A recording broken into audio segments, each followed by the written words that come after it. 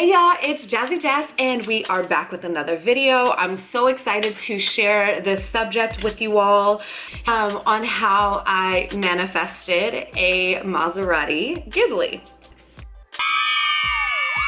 By no means am I sharing this to brag. I'm simply sharing this because my mindset and the thought process that I have now, I feel like if a lot of people implemented this, or if I would have implemented this years ago, I would be in such a different place right now. So I'm sharing this with hopes that someone finds some inspiration or finds some tools or something that can help them continue to elevate. So I want to say, I'm just going to get straight into it. About a year ago, my husband and I were out somewhere, and where we live, there's lots of Teslas and Mercedes and like really, really nice cars. Although I will say, me personally, I haven't seen many Maseratis over here. So we were somewhere, I forgot where, and I saw a Maserati drive by and I was like, holy smokes, that is a sexy car. I don't know what the hell it is about it. It was just sexy. And it's so interesting to me because cars have like never really been my thing.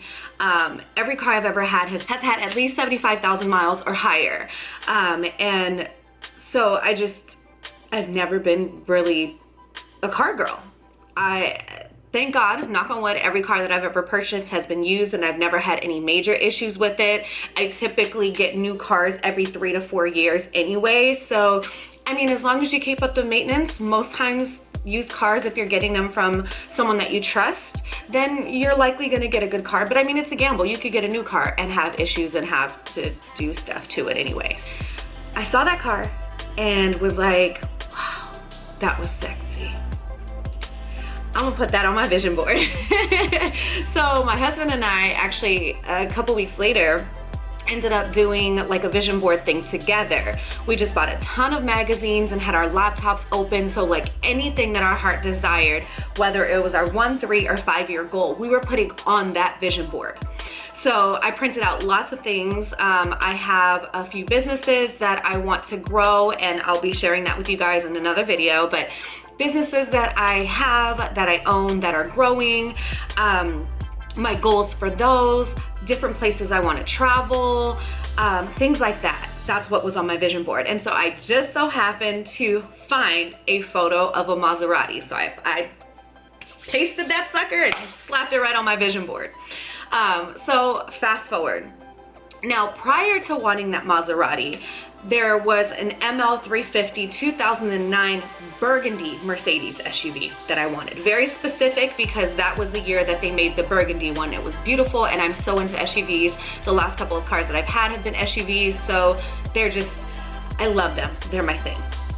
So prior to falling in love with this Maserati, that ML350 like made my heart skip a beat, okay? And like I said, it was a 2009, okay? So that shows you how my taste in cars. So anyway, that's a very important part to the story. So that's why I threw that sidebar in there.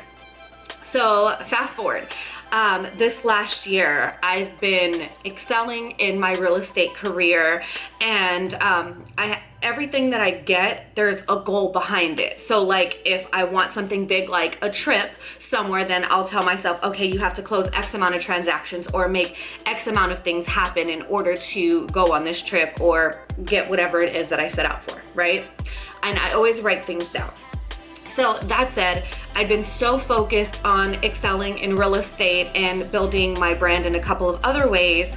And before I knew it, we were approaching August, and my goal to get my new car, be it either the Maserati or the Mercedes, was October that just passed. So here we are in August, and I'm just like, well, you're getting another car regardless. Doesn't matter. But you got to make a decision. What are we getting? And so I would sit and think about it, and I would just figure out any reason why I should talk myself out of getting the Maserati. Now here's where shit gets deep, okay? I'm just gonna say it, and it's probably gonna make a lot of people angry and cause a debate, and it just is what it is. So it came down to August. what am I gonna do? Am I getting this car? Am I not? Well, I'm getting a car. Which car am I getting? And I remember listening to an audiobook, and there was a part that said something along the lines of, if you make money and you hold on to it because you're afraid that you're gonna spend it and you're gonna go without and it's not gonna come back to you, you're creating this negative association with money. Now, if you make good money and, how do I say this? You do everything responsible, right? You save your money, you pay yourself into your retirement, whatever investments that you have. And you still have this additional money that you can spend if you like. That you should. And you should spend it happily and knowing that you're gonna get it back because this universe is abundant. And I thought, you know what? Why can't I be that person? Why is it that me and my husband, we make a good living, and every time I get a transaction that closes, I just want to save it. I want to save it all. And I'm afraid to like buy big things, like going to dinner, treating people to dinner, things here and there, that's fine. But when it comes to spending a couple $100s or more, every time I gotta do it, I get anxiety. Why is that? And I know that it's partly because of the way that both my husband and I grew up. We went with without a lot of things. My clothes were always too big or too small from the thrift store. My shoes were always too big or too small. I got them from Payless, and those were considered like new shoes to me. I know y'all remember the OG Pro Wings, the white ones? Yes, and they had a white and black pair. Those were the shoes that I had. So I just, because of how I grew up, that has now been programmed into my subconscious and now dictates how and when I spend money. And it's not always a good thing. It's not. So anyway, once I had come to the realization that I wanted to change my association with money, that's when I started getting more serious about buying a car. Now, that was all mindset. I had to mentally wrap my head around doing this, okay? Back in August, while I was having all of these thoughts about whether I should get this car or not, I had picked up a new client, an amazing client. She's very family oriented. While I was doing the listing presentation and throughout the process, her mom, her sister, her daughter, her family was there. And so that plays a really big part into the story. I had met with my client to go over some of the details for listing her house. And on some way, she and I got on the subject of me getting another car. And so I told her, I said, well, I'm considering the Mercedes and I'm considering a Maserati. And I remember her looking at me and going, what the hell are you considering? If you can get the Maserati, get the Maserati. And I looked at her and I was just like, you're right. What am I thinking? So that was that. Then she begins to tell me, you know, my mom drives Maserati, right? And my jaw just dropped. I was like, what? She does? Because her mom, she is like the coolest thing I've ever seen in my life. She's older, obviously. She doesn't look like she's old. The way that she walks, the way she carries herself, like she is young at heart. And so when I heard that, like, it really shocked me that not only was my client telling me to get the Maserati, but also telling me that her mom had a Maserati. So I was just like, I'm going to see this car at some point. I know it. So fast forward to the next day, her mom comes over and I look at her and I go, I heard you got a Maserati. And she says, yeah, can I take you for a spin? Heck yeah. I told her, I said, don't threaten me with a good time, let's go. So we hop in her car, she's driving of course, and she's taking me for a spin and she takes me around like where my listing is. And so she's talking to me and she goes, honey, get your car. You are young, enjoy it while you can. Don't worry about anything else. If you can't afford it, get the car. There's nothing else you need to worry about. While you're young, enjoy it. She goes, sometimes people wait until they're older and they can't enjoy things. Or sometimes people don't make it to be older. And that struck a chord for me because I'm very much that person where I'm like, life is too short.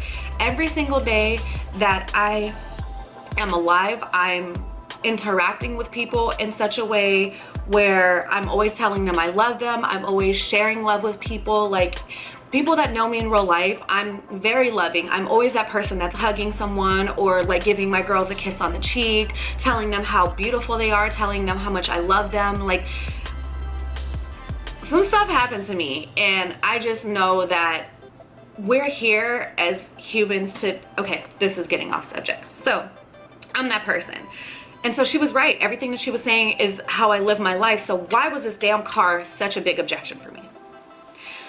So I asked her while we were driving, I said, where'd you get this car? Because I've been looking everywhere in our area and I cannot find any Maseratis for that matter. She goes, I'll take you. When I tell you, okay, when I tell you that the universe or God, whatever it is that you believe in, when I tell you that that was what led me to get my car. The dealership where she got her car that also had the car that I got was parallel to where I was listing this house. When I tell you, I could throw a rock from my client's house to the car dealership because it was literally on the next street over, like in front of her house. If there was not a house in between, you could see the car dealership. How crazy is that, right? So, her mom takes me, I don't want to say her name just for the sake of like confidentiality. I know it would make the story easier, but whatever. So her mom, I go, can you take me to, or no, I asked her, I said, where did you get your car? She goes, I'll take you after we're done. So I'm thinking, okay, great. She takes me to this car dealership. I'm sitting there like, seriously, God, like this is how you feel? Like this, seriously? Not only did she have a Maserati that I wanted, the car dealership was so close. So we get there and there's three of them lined up and I'm like, I felt like Jesus and like the angels and God's light was just like shining on me in those cars at that moment. Like when I talk, like I know you can hear the excitement in my voice. Like I'll never forget that day. I was just like, anyway, I see those cars and as I immediately tell myself, do not test drive this car, the first thing that comes out of my mouth is, hi, how do I get to drive one of these cars? So I asked her mom, I'm like, Ma, would you mind? Like, can we go look? Can we go drive this? Can we test drive this car? Can you come with me? And she goes, yeah, of course. Sure. So he goes, all I need is your ID. And he knew the lady, obviously, because she bought her car from there. So he knew we were good. So I hand him my driver's license. He goes, which one do you want to drive? And I'm just like, and I'm like trying to pick. And I'm just like, I don't care. Just this one right here. So we drove that one. And as we are going up the hill, I wanted to pee myself. Like I've never, nothing ever in my, almost knocked my thing over. Nothing ever in my life, material wise, has ever made me feel like that car does. Something about that damn car. I'm driving, why am I about to cry? Dude, I'm about to cry. Like,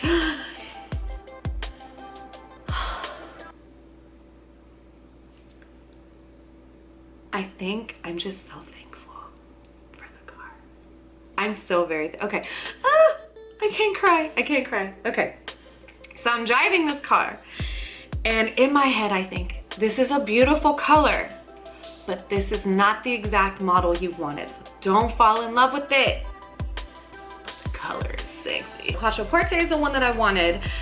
Initially, the only downfall was at this particular dealership, they only had white or black, and I didn't want either of those colors. So we ended up taking the Ghibli back, and I just remember thinking, I can't do this without my husband. Like this would not be fair to him. Like my husband really empowers me to like do whatever it is I want to do, but like something that important to me, like I wanted him, I needed him to be there. So this was like on a Thursday. So I kind of thought about it a little bit and was just like, meh, what can I do? So the next Monday, I applied for a loan through my credit union because all of the cars I've ever had have been through this particular credit union. So I'm like, great, they'll see that all my payments have been on time. I've gotten some lower interest rates. Like I'm golden. So I apply and they're like, yeah, congratulations. We got you approved for blah, blah, blah, like from this range to this range. And my car fell in that range. However, they, in the fine print, says, we're gonna need this documentation, and they go through like 3 or 4 different things, and I'm just like, I'm self-employed. I don't have all of that. So I just thought, okay, well, maybe I'm just not meant to get the car. So whatever, that's Monday. Fast forward to the following Friday, I take a flyer because the gentleman that was trying to sell me the car was also interested in the listing that I had, which was really funny. So I take him the flyer and he goes, oh, thank you so much, we'll stop by. And then he looks at me and he goes, so what do you think about the car? And I said, well, I was honest. I told him, I said, I applied online and I was approved. The only thing is they're asking me for a lot of documentation that I don't have right now. And he goes, what are they asking you for? So I tell him, he goes, let me ask you these questions. So he was like, how much do you make? So I tell him. He goes, how long have you been doing it? So I tell him. And then he asked me a couple of other things too. And he goes, I 100% can get you approved for this car with a low interest rate as well.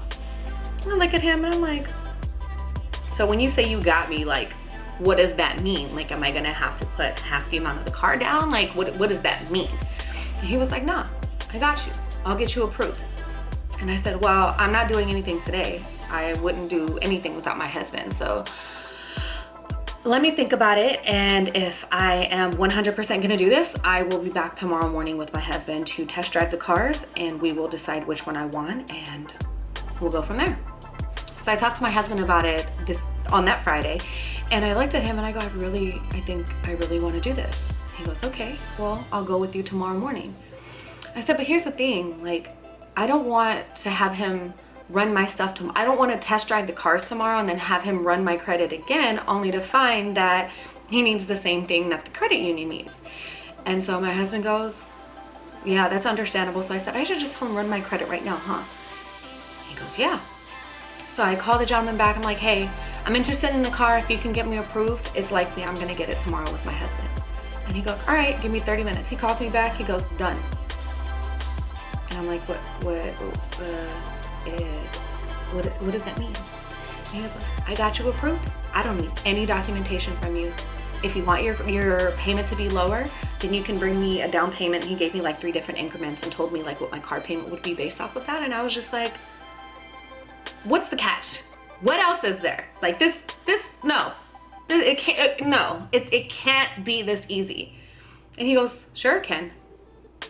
And I sat back and I was like, he's not wrong.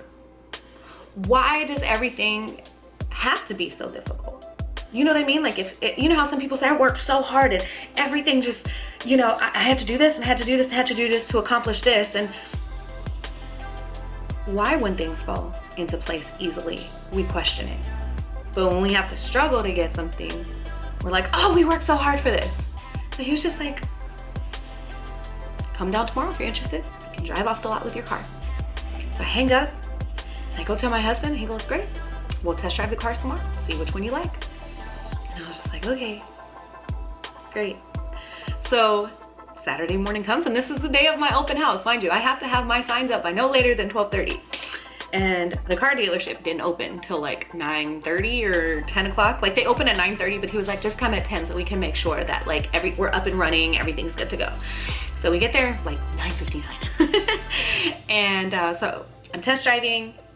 I take the Ghibli, the champagne color one, and my husband and I are test driving it. And I was just like, yeah, this is a great car. I want this car. But then I was like, I don't want this model. Why can't this color be on the Quattroporte? The only difference between the two is that the Ghibli is a smaller sports model, whereas the Quattroporte is larger. Oh, ouch. Larger body, larger space, more luxurious. Like you know that you're paying for an expensive luxury car. Makes sense? So then we test drive the black one and he goes, I totally see what you mean about the space. And he goes, but that Ghibli, like that's you. I see you driving that car. And I was like, yeah, I think the same exact thing. So sure enough, we decided on the Ghibli, which is the one that I bought, and we do the paperwork. I was ready to pee myself again because I'm like, oh my God, you're doing this. Like, you're really doing this. So sure enough, drove off the lot with my car, went straight to my open house, and I gained 3 new clients that day. So I shared that to say, it's not bragging. I think that that was God's and the universe's way of saying, we told you to spend it, because you have to trust us and know that the universe is abundant, and here are your new clients. Isn't that crazy? So that's my story. I manifested it because I thought about it every couple months, and I wrote it down and said I was gonna get this car, and just over and over and over in my head I kept saying that this is what you're gonna do, this is gonna happen.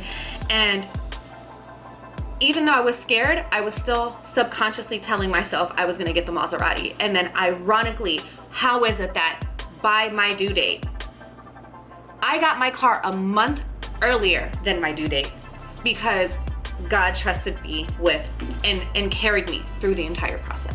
Isn't that crazy?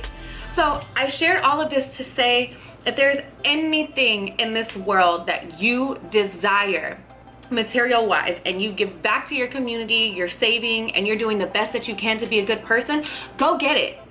Don't listen to nobody else, please, because just like dreams, people are dream killers. Not everyone. I hate that I have to give that disclaimer. Not everyone that you know are dream killers, but there's a lot of people that are. And they're gonna be the first ones to tell you, don't go buy that, don't go do that. Why would you do that? Your uncle failed, or your auntie failed, or blah, blah, blah did it and they weren't successful. That's their journey. If you're gonna live your life and find your purpose and do things that make you happy, that's your choice.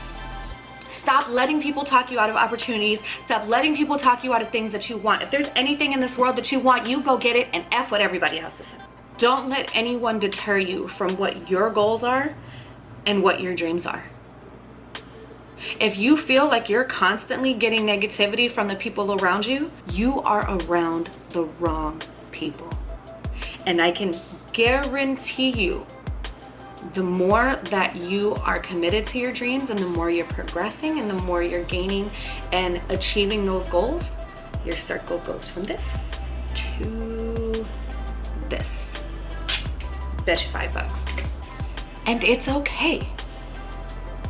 You just gotta learn what type of relationships you have with different people. Everyone plays a role in your life. And they say that the people that you surround yourself around, you become like. And I don't care how people feel about that statement, but it is so true. It is so true. And you gotta distance yourself. You can still hang around those people every now and again, but if you're trying to be a millionaire, you need to be around other millionaires. Find them. Go figure out who they are. Be vulnerable. Build these relationships. If you want to have nice things, if you want to succeed in your goals and you're a dreamer, find other dreamers to surround yourself around that aren't just dreaming, but are actually going towards and doing things to build those dreams and make them happen and make them a reality. So thank you guys so much for watching. I know that this was a long video. The summary of it is, if you want something, write it down every single day and think about it, manifest it, think about it over and over and over, visualize it so vividly, and just go for it. Everything else will fall into place. Bye guys, thank you so much for watching. I'll see you in my next video.